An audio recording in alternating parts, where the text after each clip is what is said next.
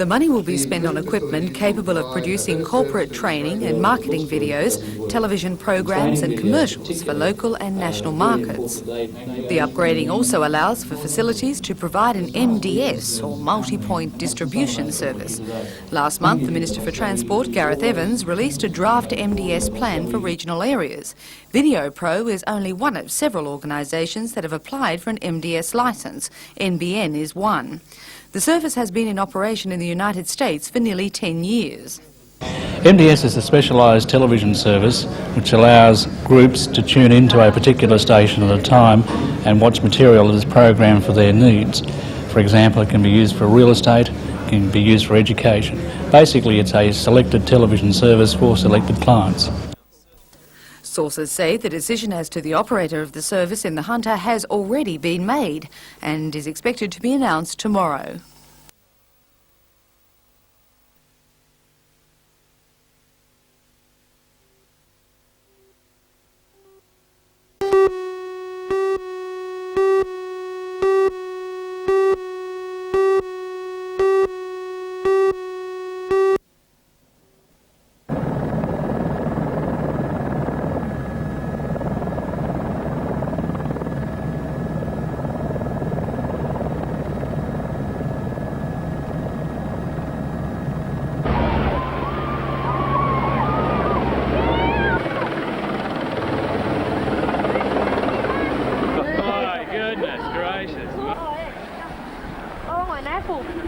First bit of civilisation. We'll regrade the base.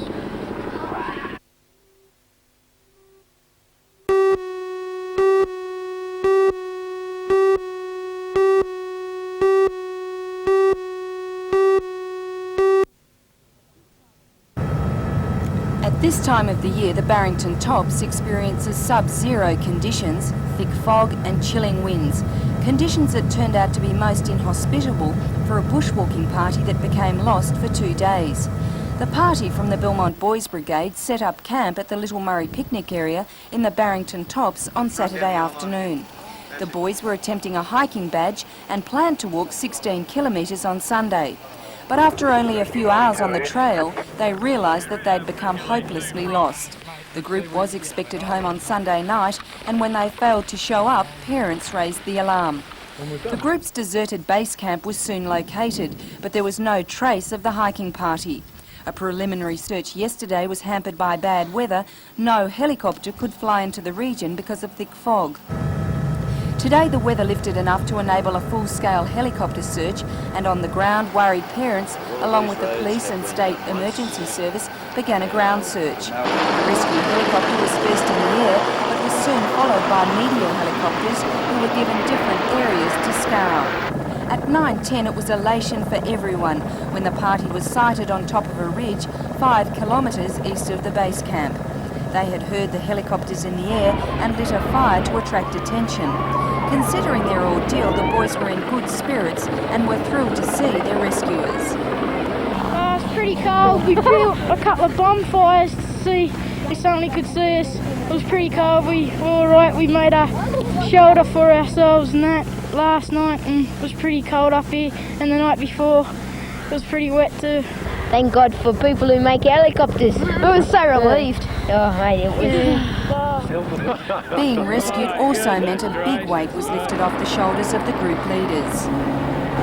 Well, I think I had a little bit of a howl, as a matter of fact. I was very relieved, very relieved. 12 boys is a big responsibility, mate, and both of us felt that responsibility a great deal over the last, 3 days. For many of the boys, the best part of the trip turned out to be a ride in a helicopter as they were ferried back to the base camp. Then it was into some well-earned tucker before being reunited with their elated parents. A happy ending to a frightening ordeal.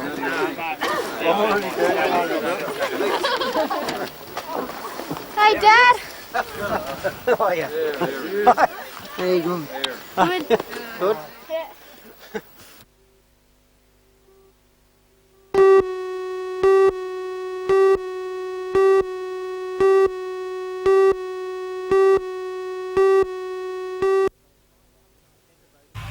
The centre boasts 5 outside courts and a centre court laid with the latest surface, Rebound Ace, the surface now used at the new National Tennis Centre in Melbourne. Outside of the courts, the rest of the complex is taking a little longer to complete than first expected. When work is finished and the centre is open to greet its first guests, they will find 38 deluxe rooms and 2 suites to choose from, or maybe they would like to stretch out a bit more in one of the 6 villas. As Peter Smylie, a director of the resort and the resident tennis coach, points out, the centre will cater for visiting guests as well as the local residents. Well, the general public will have basically the restaurant, and which will be a fine dining restaurant, the coffee shop and the conference facilities, which we'll also use as a function room for weddings or different things like that if people want to hire it. But mainly for conferences we see the main market. Do you see your main market here on the local scene or from Sydney and Brisbane and Melbourne and those sort of places? Probably about 50-50. You know, the local people we want to definitely encourage to come here. But as far as all the conference stuff and things like that, we expect a lot of companies from Sydney to use this, and also the tennis thing. A lot of the players are interested in coming here and training, especially for the Australian circuit, which is on rebound ace tennis courts, and which we have here.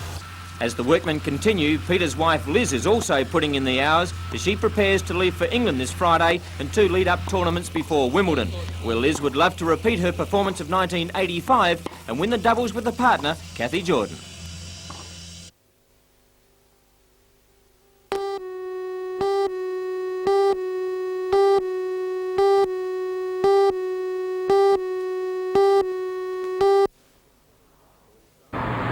Police Sergeant Dave Ryan has a long association with truck drivers, and he says most are just as responsible as anyone else on the highways.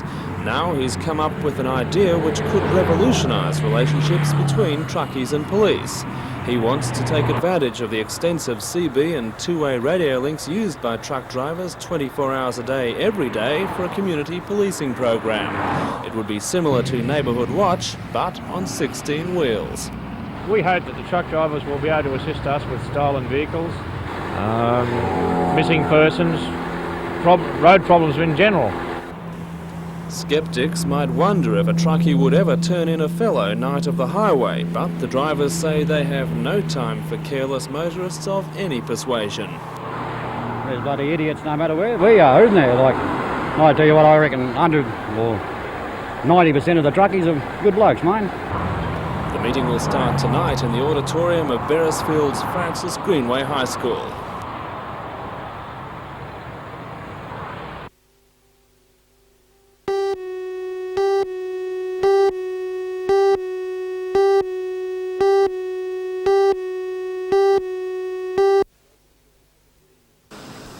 Thieves broke into a magazine on a property about 10 kilometres from the town on Monday night, stealing 15 kilos of AN60 Gelignite. In most circumstances, the explosive is safe, becoming dangerous only if it decomposes and sweats highly unstable nitroglycerin. However, police fear that the thieves are unaware of the explosive potential of their haul. If they remained on the back of the truck, it would demolish an area of probably 200 metres in a circumference from the truck itself. An unknown number of detonators were also taken. These are probably more dangerous than the sticks of Gelignite. The detonators themselves are very dangerous for anybody handling them that doesn't know what they're doing. They can, if they're detonated and the person is holding them, can lose their hand or fingers. The only clue police have is a 1971 Commodore stolen in Sydney last week and abandoned near the scene. Police are certain the thieves also stole a white Ford F100 truck with an aluminium tray top and a blue bull bar owned by the company. This evening, the vehicle still hasn't been sighted.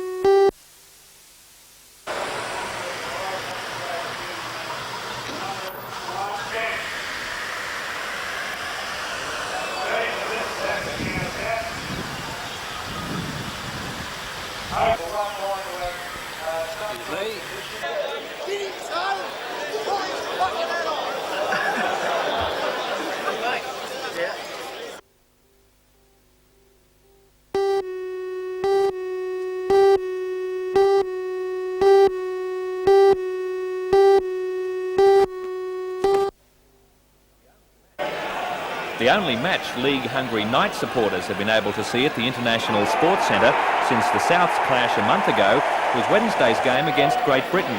Despite losing, the Knights put up a good show, matching it with the Poms until the final 20 minutes.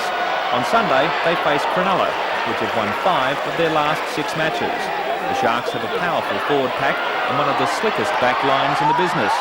It's the backs with the likes of Eddinghausen, McGaw, Docking and Speechley which will cause the Knights the biggest headaches. We've beat South Sydney up here, we've beat Belmont up here. Cronulla's just about equal to those two sides, I think, in their ability. I think we're with a big chance that we can upset them. The guys are very keen, even though they played on Wednesday night against Great Britain. They'll be putting their best foot forward, and I think we can chalk up our 4th win. Okay then.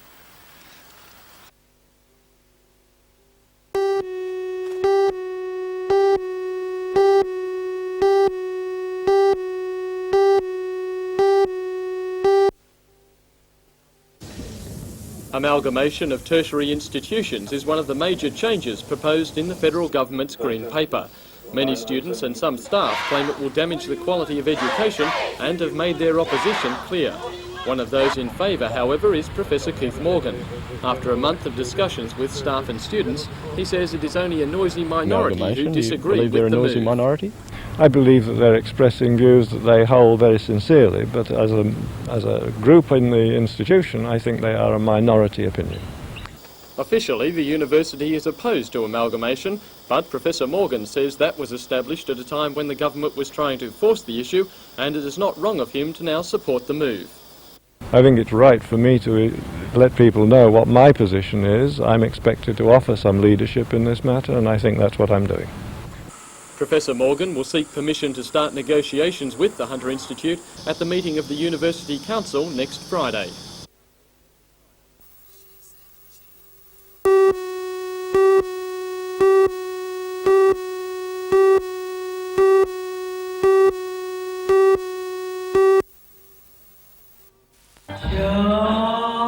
Perhaps the most famous landmark in Morpeth is the historic church built in 1837. St James has seen many services, but none like the one to be held tomorrow. At 11 o'clock, its 151-year-old walls will echo, not to the strains of a pipe organ, but to drums, trumpets and clarinets. In short, to jazz.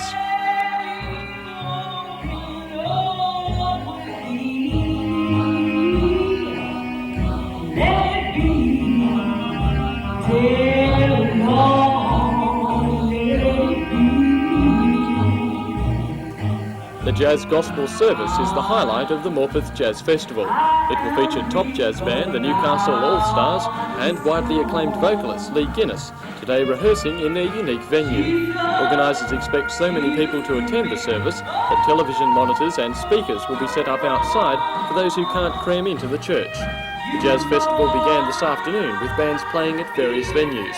It culminates tomorrow in a street parade, followed by an afternoon of jazz in the Closeburn Park. Organiser Trevor Richards expects hundreds of fans from across the state, and it's already planned to make the festival an annual event. It could become something that Morpeth is famous for. Well, I don't see why not. Most of the jazz festivals in Australia, in fact, are in country towns, and this is an ideal location for a jazz festival each year.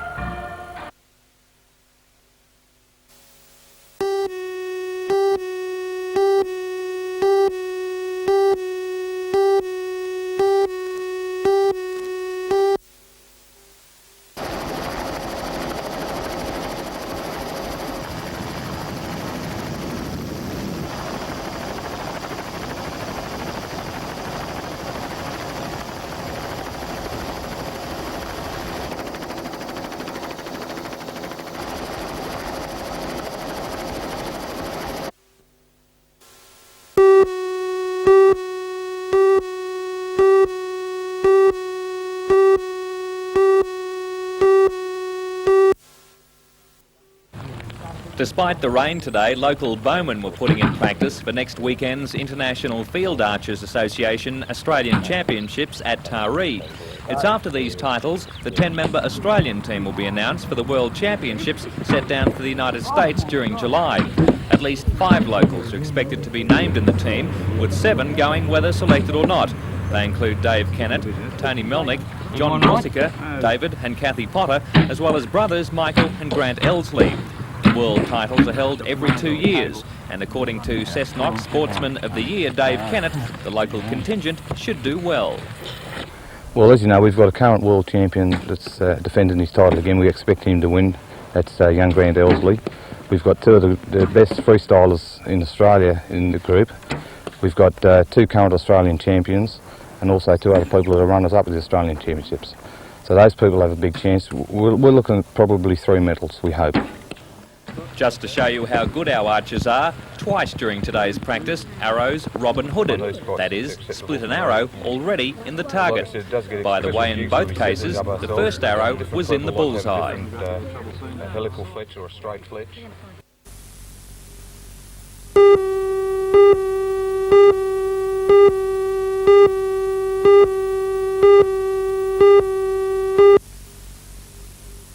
We got one with one. 7 flood rescue boats from the Lower Hunter, Lake Macquarie and Maitland took part in the exercise to train boat operators on the finer points of crowd control on the water. Volunteer cubs were only too happy to make a nuisance of themselves as the SES staged a mock mass evacuation. The 15 boat operators already have 100 hours experience, but the boat ride from Morpeth to Patterson gave them a chance to practice supervising passengers who under real conditions would have little or no knowledge of boat safety. The test doesn't end here. The operators must still complete 30 hours training at a tech college before gaining their master's certificates.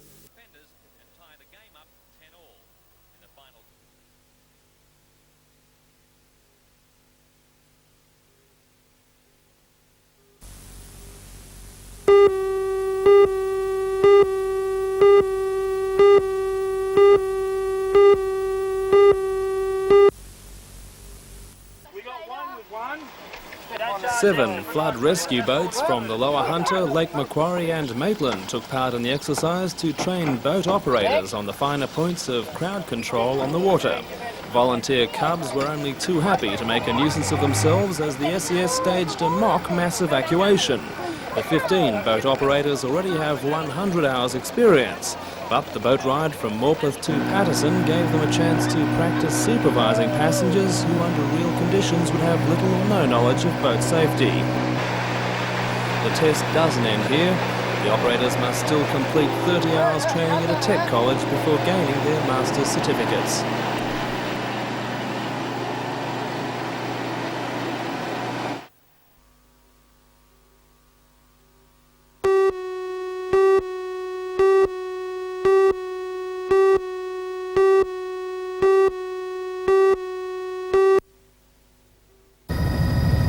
In the past 3 years, the 20-kilometre road to Colognolook has claimed 6 lives.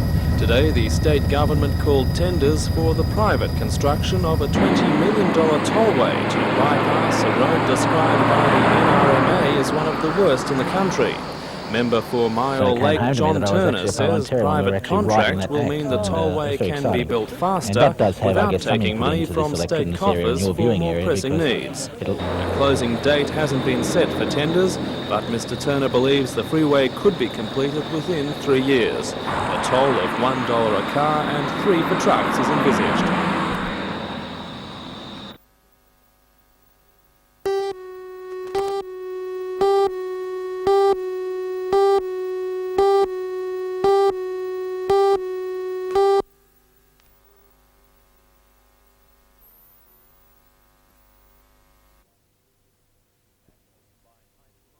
National Combined High Schools Championships in Canberra.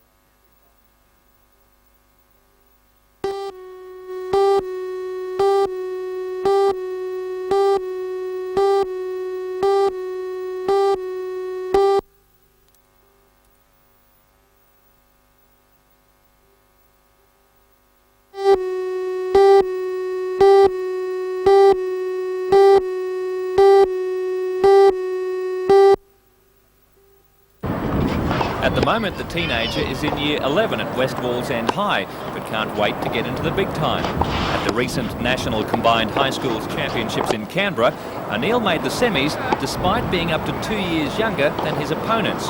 His reward was being named in the Australian honorary team. When he finishes school next year, he hopes to win a scholarship to a United States university. But until then, it's a battle dividing his time between tennis and schoolwork. Training just fits in around the tennis schedule and school at the moment. School's pretty tough, so I've got a fair few teachers hassling for assignments and whatnot, so I do a fair bit of training. Have you got enough time for training? Yeah, I seem to take my training more seriously than schoolwork. So yeah, I put more time into my training than schoolwork at the moment. William's nickname is Flipper because he takes size 13.5 shoes. His size isn't the only reason he looks set to land on his feet in the competitive world of tennis. If he's anything like his older sister, he'll be a world beater. Chris O'Neill was Australian Open champion 10 years ago and was the nation's #1 woman player for much of the mid-70s.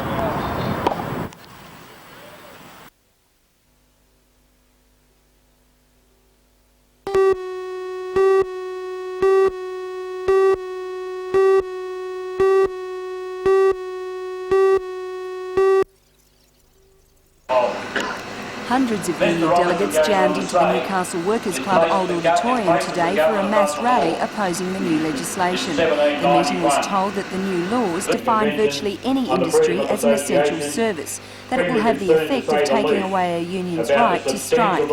The meeting was also told that the legislation will give the government far-ranging powers to deregister a union, cancel an individual unionist's membership and change a union's rules.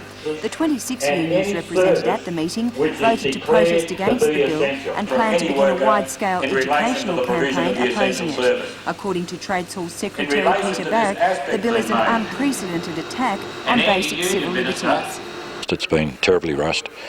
People have had little opportunity to have an assessment of it and evaluate the far-reaching consequences that it will have once it is enacted. You have had some time to have a look through the implications. What's wrong with it? It's one of the most outrageous pieces of legislation we feel ever introduced in the country at any level and on any subject. It basically takes away the democratic rights of trade unions. It erodes civil liberties right across the spectrum. And it contravenes certain international provisions that have been ratified by the federal government.